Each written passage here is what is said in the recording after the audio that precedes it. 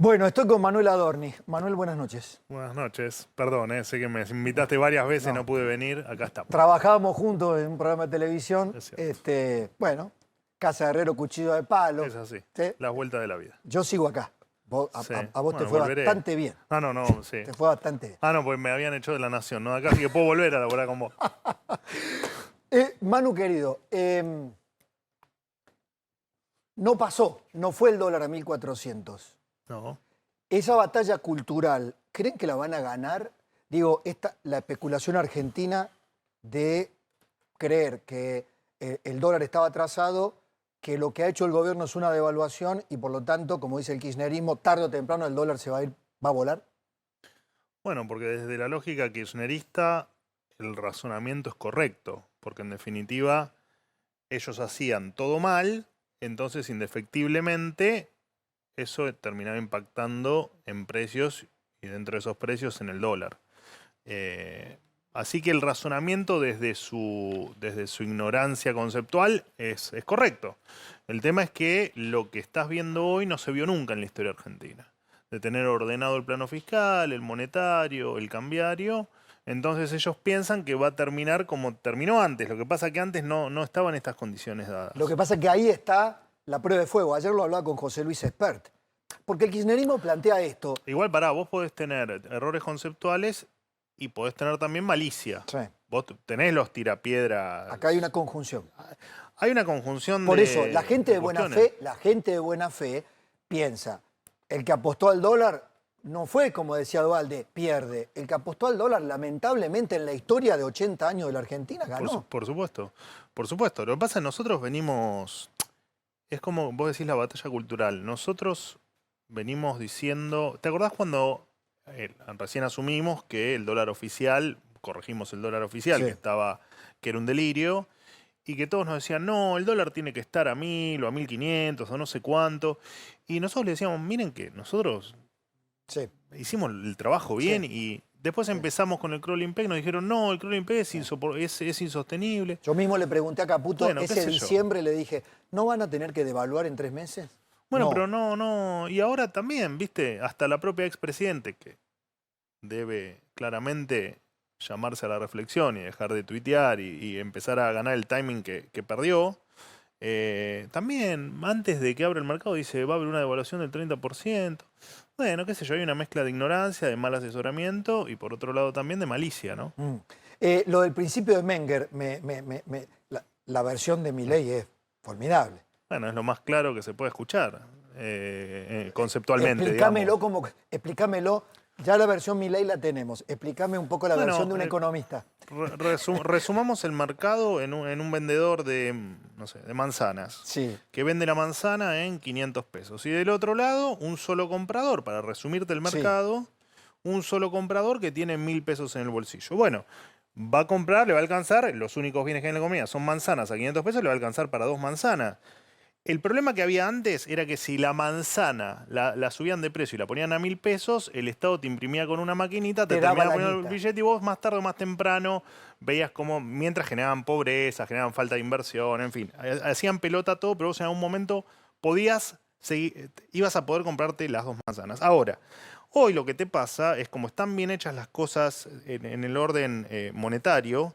Si vos tenés un vendedor de manzanas que es toda tu oferta de productos y del otro lado toda tu demanda de productos es el comprador de manzanas que tiene 1000 pesos y vos la manzana se la pasaste porque se te cantó de 500 a 700 pesos, los 1000 pesos que están en economía no te van a alcanzar para comprar 2 manzanas, te van a alcanzar para comprar una. Claro. Entonces lo que te va a pasar es o que el tipo que vende manzanas Se va a funde. volver el precio para atrás y va a decir no hay mercado a estos valores o se va a fundir.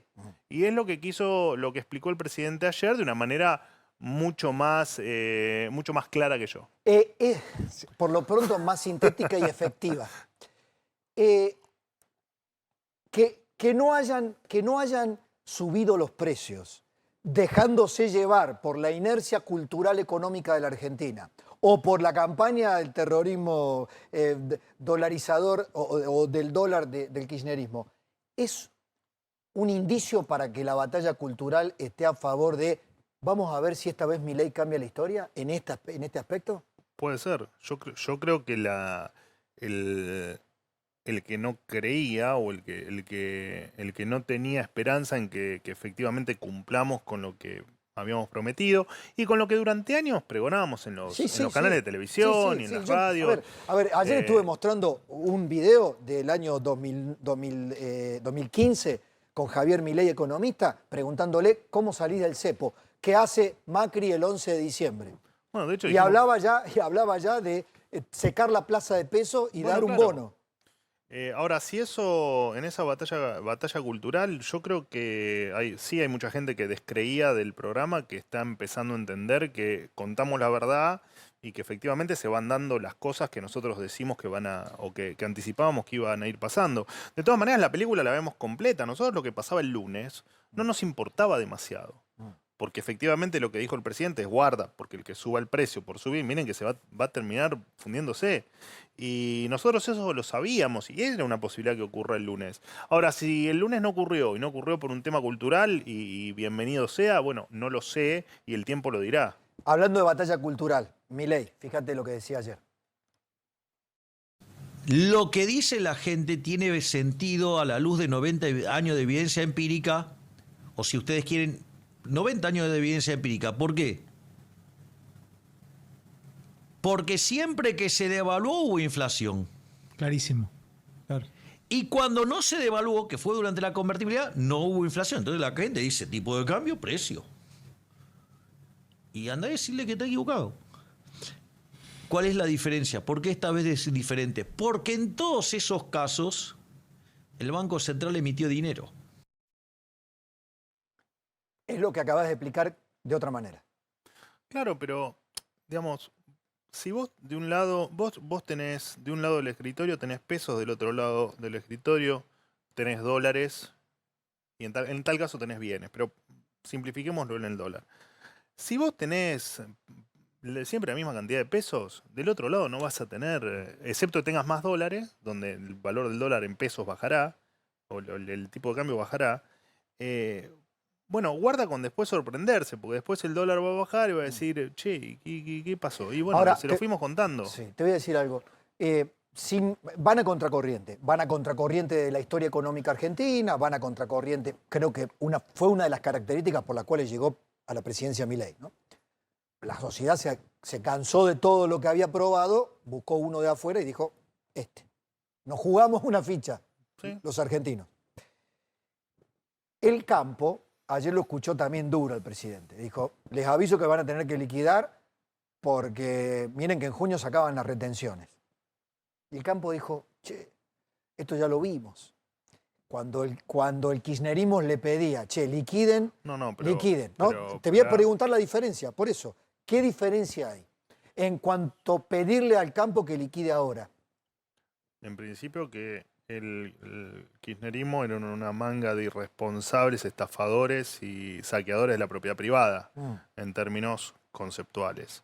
Además que el tema de las retenciones, yo lo anuncié en conferencia de prensa, yo anuncié que la quita era provisoria, no con las economías regionales, sí con el resto de las retenciones, y que en tal caso la baja de impuestos, sea de retenciones o sea de cualquier otra cosa, iba a depender exclusivamente de la evolución de las cuentas fiscales. Siempre dije que el equilibrio fiscal era absolutamente innegociable, porque todo lo que venís viendo, especialmente lo del lunes, es gracias al equilibrio fiscal y a que nuestra columna vertebral y nuestros fundamentos son inamovibles y además son los correctos. Entonces, no hay ninguna sorpresa en que en junio, de no ocurrir ningún evento distinto, efectivamente se venza el plazo para liquidar con este nivel de retenciones. Quien quiera liquidar con este nivel de retenciones lo hará. Quien no lo quiera hacer, lo va a poder hacer más adelante. Libertad. Pero por supuesto. Te puedo... Colegas tuyos. De hecho, el titular de la Sociedad Rural Argentina, creo hoy lo escuché, hoy o el día de ayer, sí, dijo, nosotros estamos convencidos que el gobierno, cuando pueda, va a fulminar las retenciones. Sí, lo escuché a Pino.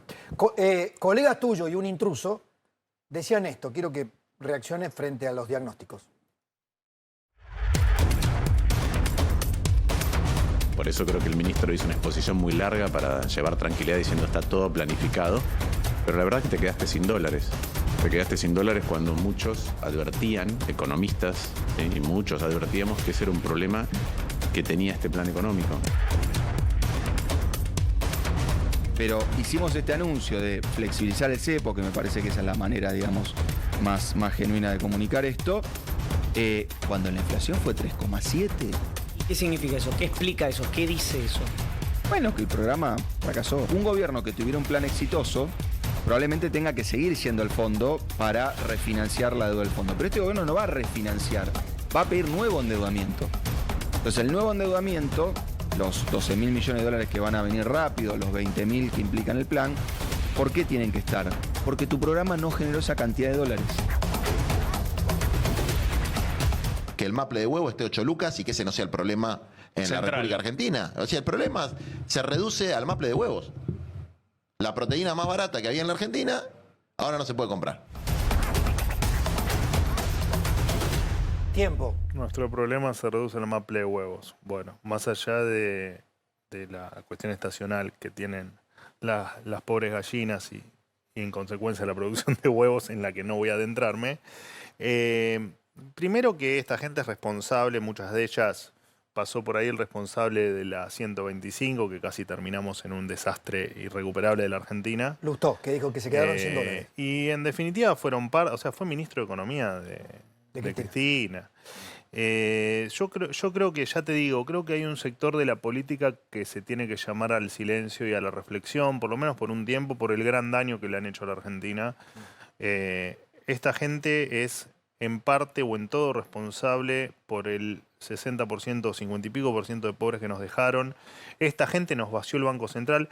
Es falso que no generamos divisas. De hecho, nos dejaron un default con los importadores de 42.000 millones de dólares que tuvimos que salir a solucionarlo. Un acuerdo con el Fondo Monetario caído porque no pudieron cumplir una sola meta. Nos dejaron con 211% de inflación, con todos precios pisados. O sea, sí, la verdad es que en diciembre, viste, cuando empezamos a liberar algunas cuestiones que estaban falseadas en la inflación real en cuánto estaba.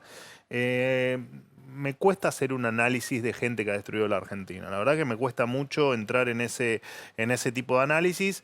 Lo único que yo sugiero siempre, incluso a mis amigos, a los que tal vez alguna cuestión puede no gustarte del gobierno, pues estás en todo tu derecho en que cosas no te gusten, es que vean estos personajes que critican qué es lo que hicieron cuando tuvieron el poder y cuando tuvieron la toma de decisiones o cuando tuvieron la lapicera, y qué es lo que viene pasando desde que ellos dejaron el poder, cómo las cosas... Recién ustedes hablaban en el pase con Edu de esto de empezar a sentir un poco de normalidad, ¿no? Empezar a respirar con lo bueno, con lo malo. Te puede, ya te digo, gustar menos, más, y lo podemos debatir todo lo que dosis, quieras. Yo lo llamaría así, una dosis de libertad lógica, mínima. Ahora, bueno, estos personajes... Vos pensás que una de las estafas, estos que hablan de estafas electorales, pues les gusta, ¿viste? Cuando no gobiernan, tildar al que está gobernando de dictador.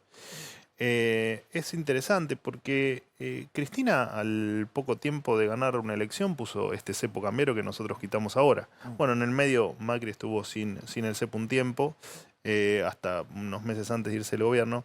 Pero digo, mayor estafa electoral que la que hizo Cristina y la que hizo el kirchnerismo, a mí me llama la atención que esta gente con esta gente dejó una pobreza infantil récord en la Argentina. ¿De qué están hablando? Sos candidato en la Ciudad de Buenos Aires. Te escuché que no querés confrontar demasiado con Macri. Ahora, Macri dice que Karina Milei, Santiago Caputo van por el PRO de la ciudad, se van a apropiar de la ciudad. Pero antes de eso, en estas últimas horas hizo algunas críticas. Por ejemplo, esta, a ver. En el ranking de transparencia mundial, cuando llegamos al poder, la Argentina estaba número 107, quiero ser exacto, 107. Nosotros la llevamos al número 66. Nunca en la historia de ese ranking un país había subido tantas posiciones en solo 4 años. Llegó el Ejército de Destrucción, Alberto Fernández, lo llevó al puesto número 99. ¿Dónde está hoy? En el 99. Alguno diría, fin, ¿no? ¿Te suena el cierre? Sí, no sé, yo creo que los expresidentes no les caben las chicanas, digo, no, esto de andar chicaneando, porque no es la primera que hace referencia a mí, porque claramente la campaña se la puso en las espaldas, ¿no? Está claro que se Sí. hizo cargo de la campaña. Sí, es casi Macri contra Dorni. Y está bien, digo, es parte del juego político. Pero me parece que la chicana, en el caso de un expresidente, tiene que quedar al margen y tiene que, al revés, tiene que tratar de aportar valor. Esto de te vas a quedar o no con la ciudad, a mí me parece que ya el concepto de creer que uno se puede quedar con algo que no es suyo, me parece que no está bien. Y yo como expresidente lo respeto, de hecho me he cruzado en varias oportunidades, me ha felicitado por mi trabajo, de hecho lo he hecho públicamente y yo creo que él efectivamente lo que dice es cierto, él le dio un vuelco de calidad cuando fue presidente. Bueno, te escuché esta mañana hablando con Eduardo en Mitre y decías algo así como, corrígeme, el PRO hizo un muy buen trabajo en la ciudad, se notó, pero como que se quedó, ya está, hoy no representa el cambio. Nuestro rival es el kirchnerismo, no nos distraemos. No es el PRO, es el kirchnerismo, ¿es así? Es así. Es así. De hecho, digamos, más allá de las críticas o las chicanas que nos hacen desde el PRO, consideramos que es parte del juego político, pero nosotros no tenemos nada que discutir con el PRO en este cambio que viene, digamos. Para nosotros es o kirchnerismo o la libertad avanza. No hay otra cosa, porque creemos que efectivamente hoy el PRO no es una alternativa al kirchnerismo, porque no lo fue cuando gobernaban Nación y porque no lo es ahora en la ciudad. Está bien, libertad o kirchnerismo. ¿Y en la provincia de Buenos Aires cómo va a ser? Porque sos candidato de la ciudad, pero en la provincia el propio presidente, Karina Milei, Sebastián Pareja, muestran a Ritondo, Santilli, Montenegro. Porque con ellos compartimos agenda y está muy bien. Si hubiésemos compartido agenda y si el PRO hubiese querido compartir agenda con nosotros, hoy hubiésemos estado juntos en la ciudad. Y no se dio, y vamos solos. Ahora, mi problema es el PRO, de ninguna manera. De hecho, creo que yo soy de los que digo, yo no creo que Ayolora pise en la ciudad, ¿no? Yo creo que han hecho muchas cosas bien en la ciudad. Y creo que, de hecho, han hecho mucho cambio en la ciudad. Como también creo que son empiezan a ser parte del pasado, al menos en términos de evitar que el kirchnerismo avance en la ciudad. ¿Por qué crees que el kirchnerismo avanzaría en la ciudad? ¿Porque ellos se quedaron atrás con la agenda? ¿Porque no tienen más nafta? Por supuesto. Bueno, de hecho ellos te dicen que en este juego de la motosierra, ellos dicen, bueno, no, acá no hace falta motosierra, acá no hace falta nada, acá tenemos que decir nosotros, bueno, está bien. Para nosotros, digamos, si la no motosierra, el que no hace falta motosierra, indica que está bien gastar 100.000 millones de pesos en un año en pauta oficial, bueno, nosotros creemos que no, qué sé yo. Y que haya 2.600 funcionarios, a mí me parece que ahí hace falta motosierra. Pero ya te digo, eso es un debate de ideas son dos modelos. Tenés el kirchnerismo y el desastre que representa el kirchnerismo, porque el kirchnerismo, viste que los argentinos, yo hablo por mí, en general uno tiene memoria frágil, ¿no? Se va olvidando las cosas. Pero el kirchnerismo engloba a un Alberto, a una fiesta de olivos, un vacunatorio VIP, a un Massa, terminando de destruir la moneda para ganar una elección, a una Cristina, a un Néstor, a los bolsos de López. Digo, y para nosotros eso no tiene que desaparecer como esquema de posibilidad de gobierno. Lo hicimos en la Nación, hacemos todo lo posible porque el populismo se erradique de la República Argentina y lo queremos hacer en la ciudad. Y los que estamos preparados, listos y con la fuerza para hacerlo somos nosotros. Entonces a mí no me interesa discutir ni pelearme ni mucho menos ni con Macri, ni con el otro Macri, ni con nadie, porque no nos estamos peleando entre nosotros. Yo me estoy peleando con el pasado, yo me estoy peleando con la decadencia, con eso me estoy peleando. Y me voy a seguir peleando cuantas veces haga falta. Y es así, lo vengo haciendo desde hace un montón de tiempo, y me parece que esto de la chicana no va, qué sé yo.